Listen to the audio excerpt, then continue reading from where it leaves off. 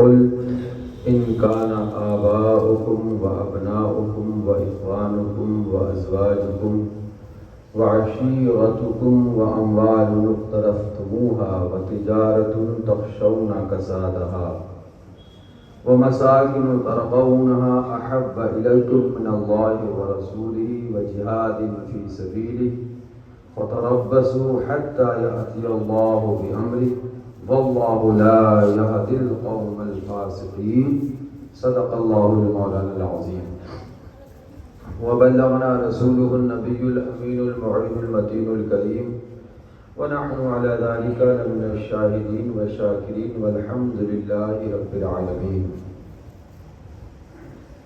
يا صاحب الجمال ويا سيد البشر من وجهك المنير لقد نظر القمر لا يمكن الثناء كما كان حقه بعد از خدا بزرگتوی قصہ مختصر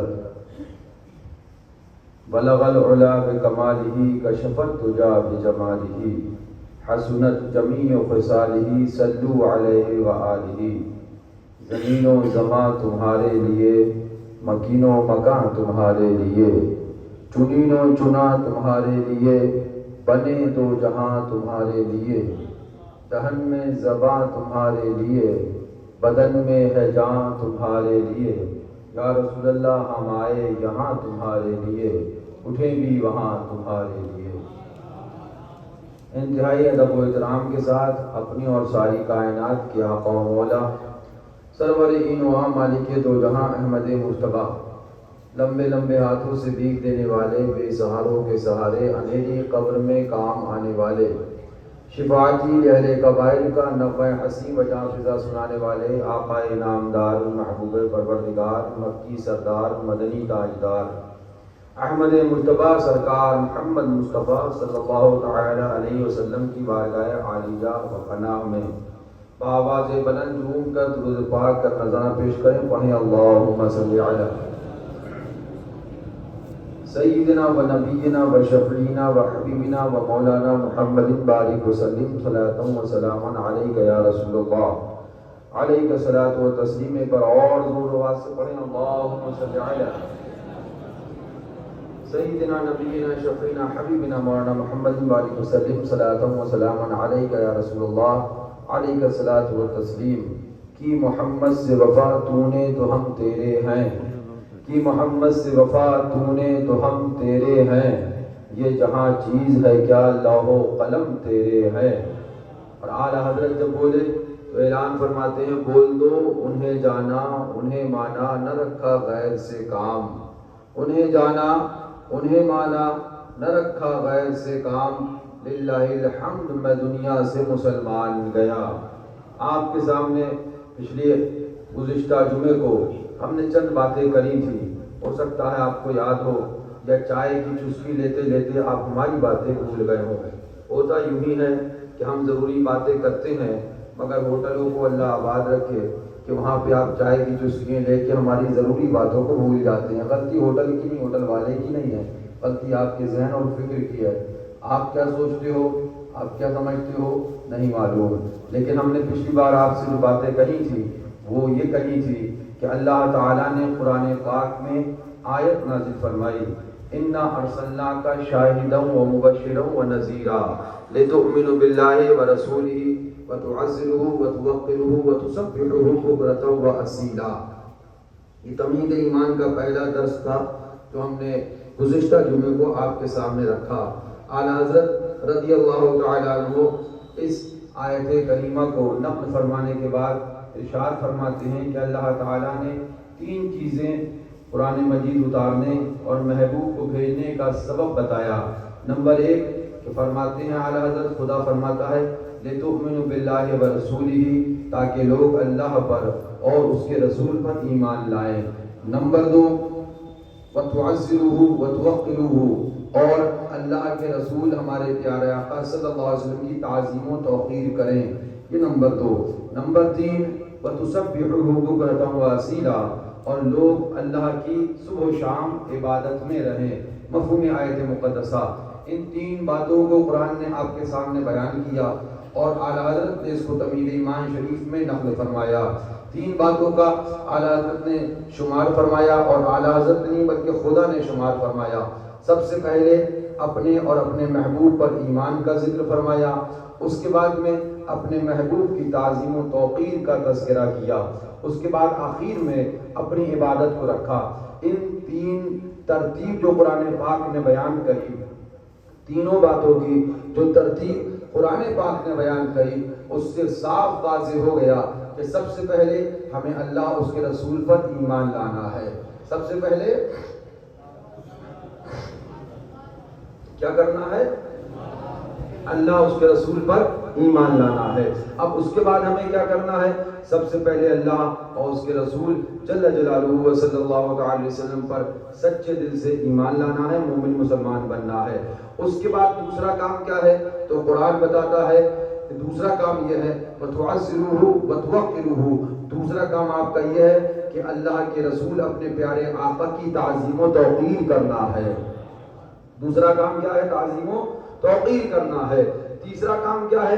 تو قرآن میں بتایا گیا تیسرا کام اب یہ ہے کہ صبح و شام اللہ کی عبادت میں رہنا ہے۔ یہ تیسرے نمبر پہ ہے۔ پہلے نمبر پہ اللہ اس کے رسول پر ایمان لانا ہے، دوسرے نمبر پہ آپ کو حضور کی تعظیم و توقیر کرنا ہے۔ اس کی تفصیل میں مختصراً آپ کو یاد دلاتا چلوں کہ اعلیٰ حضرت نے بیان فرمایا تھا کہ اگر کوئی شخص حضور پاک صلی اللہ علیہ وسلم کی محض تعظیم و توقیر کرتا رہے اور اللہ و رسول پر ایمان نہ لائے تو ثابت ہو جائے گا یہ سچی تعظیم کرنے والا نہیں ہے۔ اگر دل سے تعظیم کرتا تو ضرور ایمان لے آتا، اگر سچی تعظیم کرتا تو محبوب کا کلمہ پڑھ لیتا۔ اس لیے اگر خالی تعظیم و توقیر کرتا رہا، ایمان نہ لایا تو کوئی مطلب نہیں، کوئی معاملہ نہیں ہے نا، کیونکہ پہلا اسٹیپ، پہلا دروازہ، پہلا راستہ وہ اللہ و رسول پر ایمان لانا ہے۔ وہ نہ لایا اور تعظیم کرتا رہا تو کوئی کام نہ آئے گا۔ ٹھیک ہے، ایمان لے آیا، اب ایمان لانے کے بعد دوسرا اسٹیپ، دوسرا دروازہ وہ تعظیم و توقیر ہے، محبوب خدا کی تعظیم و توقیر ہے۔ اب ایمان لانے کی بات کہے اور محبوب خدا کی تعظیم و توقیر نہ کرے، غور سے سننا، ایمان لانے کی بات کرے، کہے ہاں ہم ایمان لائے اللہ پر اور ایمان لائے اللہ کے رسول پر، آمنت باللہ و ملائکتی و کتبی الی آخرہ، سب پر ایمان لانے کی بات کرے اور اس کے بعد میں محبوب خدا کی تعظیم و توقیر نہ کرے، اس کے بعد عبادت کرتا رہے، سجدہ کرتا رہے، نمازیں پڑھتا رہے، روزے رکھتا رہے، عبادت و ریاضت میں عمر گزار دے، زندگی گزار دے، مگر یہ کہ جب تک محبوب خدا کی تعظیم و توقیر نہیں کرے گا عبادت کام نہ آئے گی، سجدہ کام نہ آئے گا، روزہ کام نہ آئے گا، طہارت کام نہ آئے گی، ریاضت کام نہ آئے گی۔ پتہ چلا محبوب کی تعظیم کا دار و مدار ہے ایمان لانے پر، اور نماز و عبادت و ریاضات کا دار و مدار ہے محبوب کی تعظیم پر۔ محبوب کی تعظیم نہیں ہوگی تو نماز بیکار ہے، سجدہ بیکار ہے، عبادت بیکار ہے، ریاضت بیکار ہے۔ اب آپ کو معلوم ہو گیا اگر نماز، اگر روزہ، اگر عبادت بارگاہ خدا میں قبول کروانا ہے محبوب کی تعظیم کرنا پڑے گی، آقا کی عظمت کرنا پڑے گی۔ پتہ چل گیا ایسے ڈھونگی، ایسے 420 وہابی دیوبندی جو اپنے آپ کو یہ تو کہیں کہ ہم اللہ پر ایمان لائے، اللہ کے رسول پر بھی ایمان لائے، لیکن اس کے بعد محبوب خدا کی تعظیم و توقیر نہ کریں، پھر عبادت کریں، ہمیں پتہ چل گیا یہ مکار ہے، یہ 420 ہے، یہ چال بننے والے ہیں، ان کی عبادت و ریاضت بارگاہ خدا میں مقبول نہیں بلکہ لعنت کا پاؤں ڈال کر گلے میں ڈال دیا جائے گا۔ قرآن نے بتا دیا ہے پہلے ایمان لاؤ، قرآن نے بتا دیا ہے اس کے بعد محبوب کی تعظیم و توقیر کرو، آخر میں بتایا ہے اپنی عبادت خدا نے کہ خدا کی عبادت کرو۔ لہذا ضروری یہ ہے کہ ایمان اللہ و رسول پر پہلے لایا جائے، اس کے بعد محبوب خدا کی تعظیم کری جائے، پھر عبادت خدا کری جائے۔ وہ عبادت خدا جو محبوب کی تعظیم کے ساتھ کری جائے گی وہ نماز قبول ہے، وہ روزہ قبول ہے، وہ حج قبول ہے، وہ عبادت و ریاضت قبول ہے۔ بارگاہ مولا میں وہ نماز کام آئے گی جو نماز اس طرح سے پڑھی جائے کہ سر جھکایا جائے خدا کی بارگاہ میں اور دل جھکایا جائے مصطفیٰ کی۔ اس میں اعلیٰ حضرت نے وقت ختم ہو جاتا ہے، کیا کروں گرمی بھی زیادہ ہے، وہ ختم ہو گیا، تو اس میں اعلیٰ حضرت یہ پہلا درس تھا۔ اس میں اعلیٰ حضرت نے 3 چیزوں بتانے کے بعد نچوڑ نکالا۔ فرماتے ہیں سب سے پہلے فرمایا اللہ اور رسول کے ایمان کو، اس کے بعد میں فرمایا محبوب کی تعظیم و توقیر کو، اس کے بعد میں فرمایا عبادت کو. تو پتہ چلا عبادت کا دار و مدار تعظیم رسول پر، حضور کی محبت پر. اسی تو اللہ فرماتے ہیں اے عشق تیرے صدقے جلنے سے چھٹے سستے، جو آگ بجھا دے گی وہ آگ لگائی ہے، وہ تو نہایت سستا سودا بیچ رہے ہیں جنت کا، ہم مفلس کیا مول چکائیں اپنا ہاتھ ہی خالی ہے. فرماتے ہیں سب سے پہلے کہ ایمان لانا ہے، اس کے بعد محبوب کی تعظیم کرنا ہے، اس کے بعد تمہیں عبادت کرنا ہے. اب کوئی ایمان لانے کی بات کرو اور ڈائریکٹ عبادت کرنے لگ جائے، پتہ چلا قرآن نے ان لوگ کو ابھی یہ نہیں مانا ہے. ان کی عبادت یعنی عبادت کا دار و مدار عبادت کا نہیں بلکہ قبولیت اعمال. عبادت تو سب کریں گے لیکن عبادت قبول کس کی ہوگی؟ عبادت کے قبول ہونے کا دار و مدار حضور کی محبت پہ ہے، سرکار کی محبت پہ ہے، آقا کی محبت پہ ہے.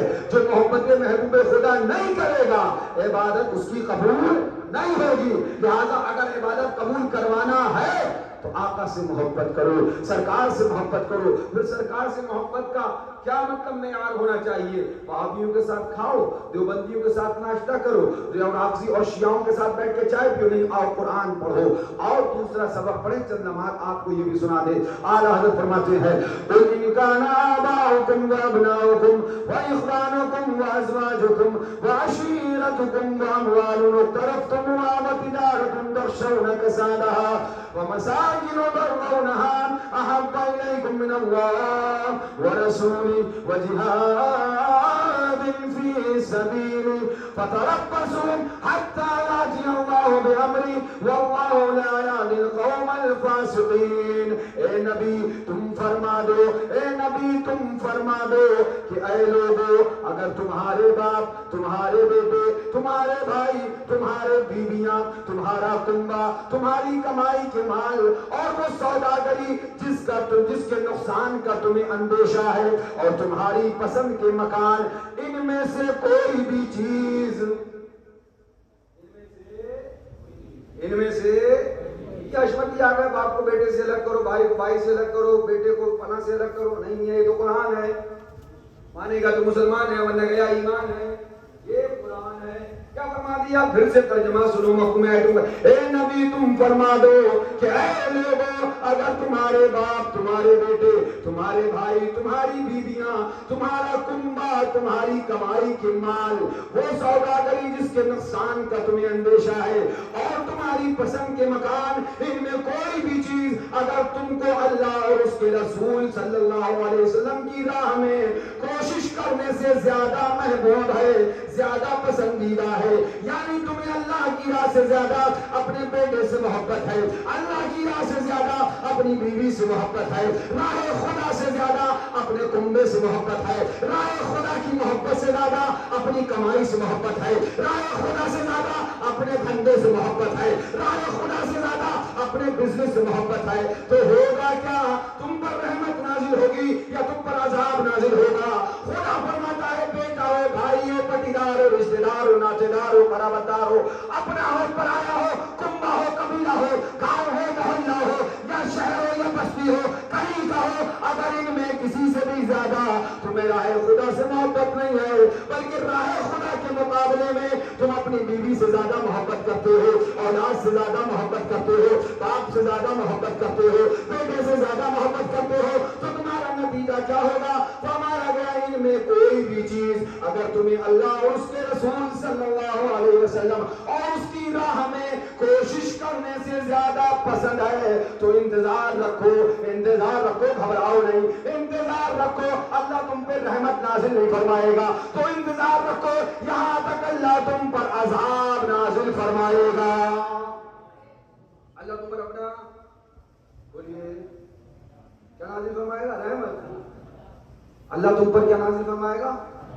یہی عذاب کا سبب ہے. اس لیے ہم کہتے ہیں اب قرآن میں اللہ نے فرما دیا باپ سے زیادہ محبت اگر تم نے راہ خدا سے نہیں کری، اللہ اور رسول سے، بالکل اطمینان سے، اللہ و رسول سے زیادہ محبت باپ سے، اللہ و رسول سے زیادہ محبت بیٹے سے، اللہ و رسول سے زیادہ محبت بیویوں سے، اللہ و رسول سے زیادہ محبت کنبے سے، اللہ و رسول سے زیادہ محبت خاندان سے، اللہ و رسول سے زیادہ محبت پٹیدار سے، اللہ و رسول سے زیادہ محبت استاد سے، اللہ و رسول سے زیادہ محبت مولانا صاحب سے، اللہ و رسول سے زیادہ محبت امام صاحب سے، اللہ و رسول سے زیادہ محبت پیر صاحب۔ تو قرآن فرماتا ہے یاد رکھو کہ تم پر رحمت نازل نہیں ہوگی بلکہ تم پر عذاب نازل کیا جائے گا۔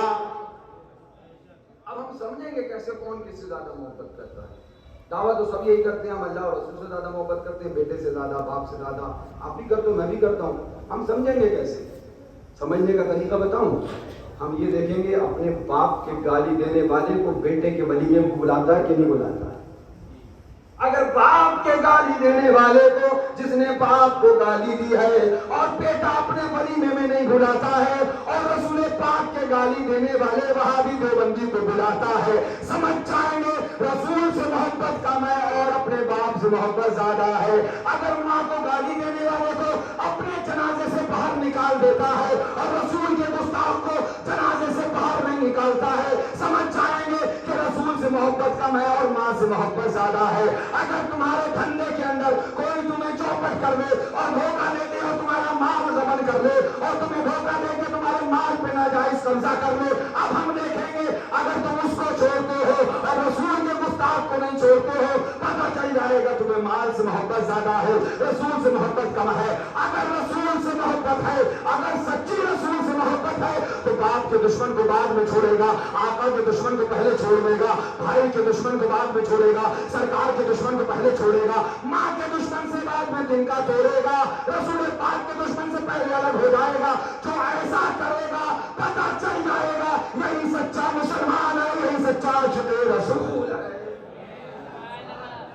یہ طریقہ ہے پہچاننے کا۔ نہیں رسول سے تو محبت ہے، ہم جان دے دیں گے، جان ابے ایک روٹی تو تیری چھوٹتی نہیں ہے، تو جان دینے کی بات کرتا ہے۔ ایک روٹی ایک ولیمے پہ اپنے ایمان کا سودا کرتے ہو، ایک برات پہ اپنے ایمان کا سودا کرتے ہو، براتوں کو جانچو، دیکھو حضور کے گستاخ تو نہیں ہیں، وہابی دیوبندی تو نہیں ہے؟ اگر وہابی دیوبندی ہے تو صاحب کہہ دو کہ جو ان کا نہیں ہوتا وہ ہمارا بھی نہیں ہے۔ اب یہ اعلیٰ حضرت کی تفسیر سن لو، فرماتے ہیں اس آیت سے معلوم ہوا کہ جسے دنیا جہان میں کوئی معزز، کوئی عزیز، کوئی مال، کوئی چیز اللہ و رسول سے زیادہ محبوب ہو، اللہ و رسول سے زیادہ پسندیدہ ہو، وہ بارگاہ الہی سے مردود ہے۔ گھنٹے عبادت میں، مگر جب اللہ اور رسول سے زیادہ محبت تمہیں مال سے ہو گئی، اولاد سے ہو گئی، باپ سے ہو گئی، کاروبار سے ہو گئی، دھندے سے ہو گئی، دنیا سے ہو گئی، تو تمہاری عبادت و ریاضت سب مردود ہے۔ یہ میں نہیں کہہ رہا ہوں، یہ اعلیٰ حضرت کہہ رہے ہیں، فرماتے سب مردود ہے، اب انتظار میں رہو، فرماتے سب مردود ہے۔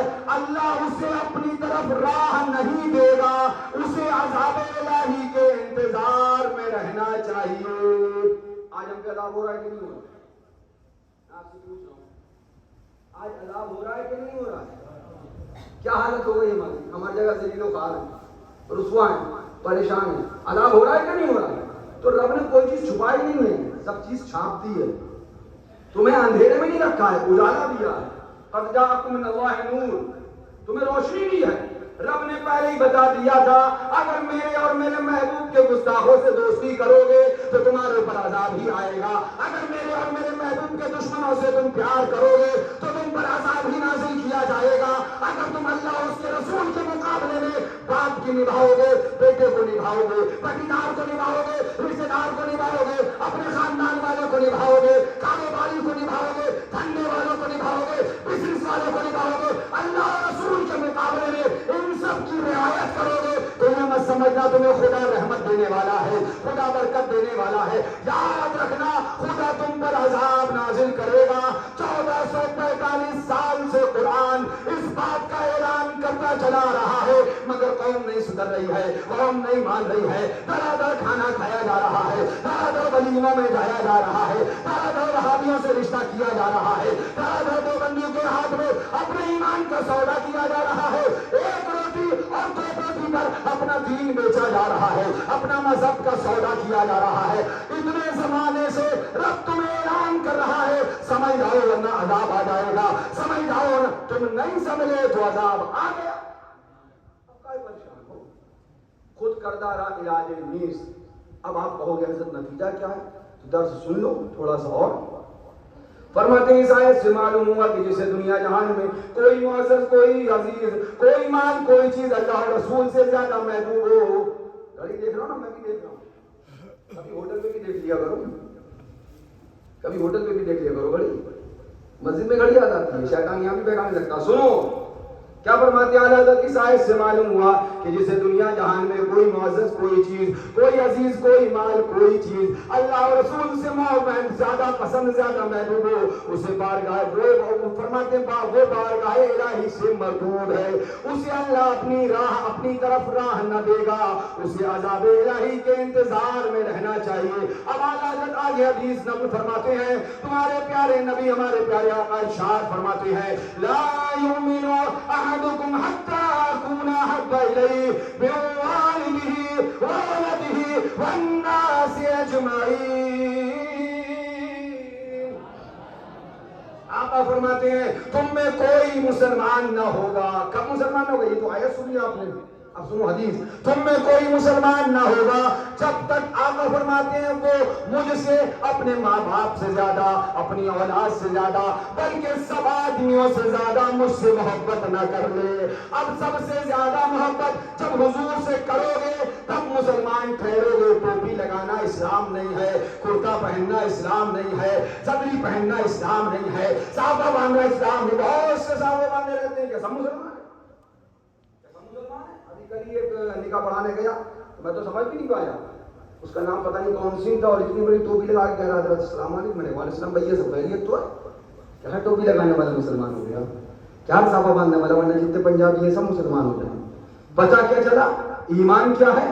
آقا فرماتے ہیں یہ کوئی مولانا مولوی آج کل کے ٹپوری اٹوری سدا کلی ہے نا 420 مولوی کی بات نہیں بتا رہا ہوں، یہ تمہارے نبی کی بات، جن کا کلمہ تم پڑھتے ہو اور جن کا کلمہ ہم پڑھتے ہیں، جن کا امتی تم اپنے آپ کو کہتے ہو، ہم کہتے ہیں۔